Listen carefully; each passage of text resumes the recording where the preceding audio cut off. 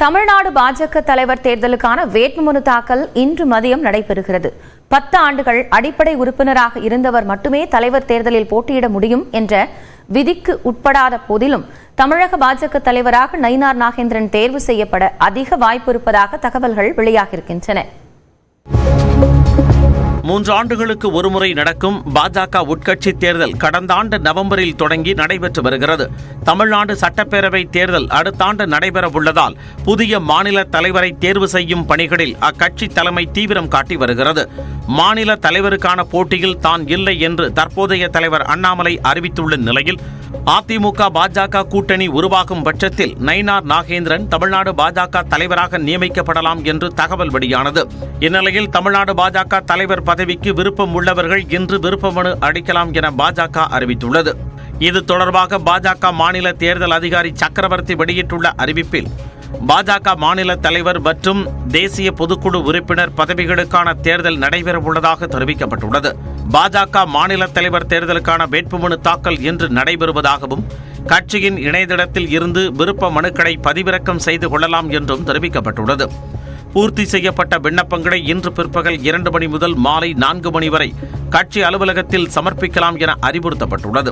குறைந்தபட்சம் 10 ஆண்டுகள் கட்சியின் அடிப்படை உறுப்பினராகவும் 9 ஆண்டுகள் தீவிர உறுப்பினராகவும் இருந்தவர்கள் மட்டுமே போட்டியிட தகுதி வாய்ந்தவர்கள் என தெரிவிக்கப்பட்டுள்ளது.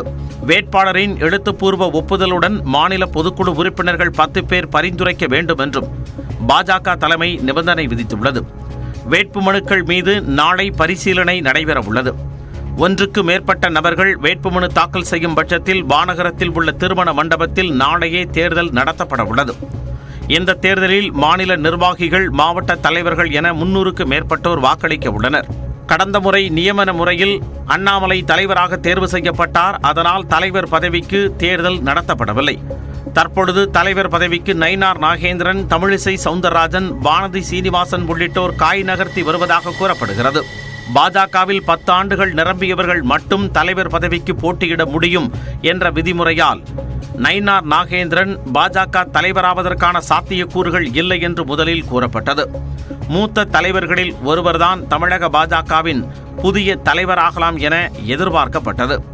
ஆனால் நிர்ணயிக்கப்பட்ட தகுதி இல்லாவிட்டாலும் விண்ணப்பத்தை ஏற்பது டெல்லி நிர்வாகிகளின் முடிவு என தமிழ்நாடு பாஜக தேர்தல் அதிகாரி சக்கரவர்த்தி நியூஸ் 18 தமிழ்நாட்டிற்கு தெரிவித்தார். சட்டமன்ற குழு தலைவராகவும் கட்சியில் 8 ஆண்டுகளுக்கு மேல் இருப்பதால் நயினார் நாகேந்திரனுக்காக தேர்தல் விதிமுறைகள் தளர்த்தப்படலாம் என கூறப்படுகிறது. இந்நிலையில் தமிழ்நாடு பாஜகவின் புதிய தலைவர் பதவியேற்பு விழாவை சென்னையில் நாளை மறுதினம் பிரம்மாண்டமாக நடத்த தலைமை திட்டமிட்டுள்ளதாக தகவல் வெளியாகியுள்ளது. சுமார் 2000 பேர் பங்கேற்கும் வகையில் தனியார் மண்டபத்தில் புதிய தலைவர் மற்றும் தேசிய பொதுக்குழு உறுப்பினர்கள் பதவியேற்பு விழாவை நடத்த திட்டமிட்டுள்ளதாகவும் கூறப்படுகிறது.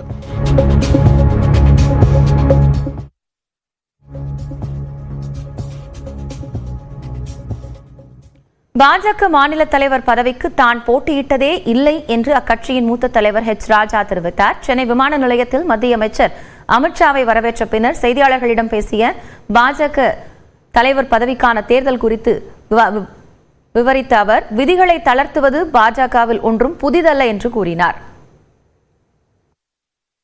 If they don't have 10 years membership, we have to get special permission from high command. இதுக்கு exemption கொடுக்கலாங்கிறது 10,000 இருக்கணுங்கிறது விதி. Okay sir. விதிக்கு விலக்கு இருக்கு. நீங்க போட்டிடுவீங்களா சார்? விருப்பம் இருக்கு? நான் என்னைக்குமே போட்டி போட்டது கிடையாது. ஓகே. காத்திருக்கிறீங்களா? எதுவும் அறிவிப்பு? நோ. ஓகே. எந்த எதிர்பார்ப்பும் கிடையாது.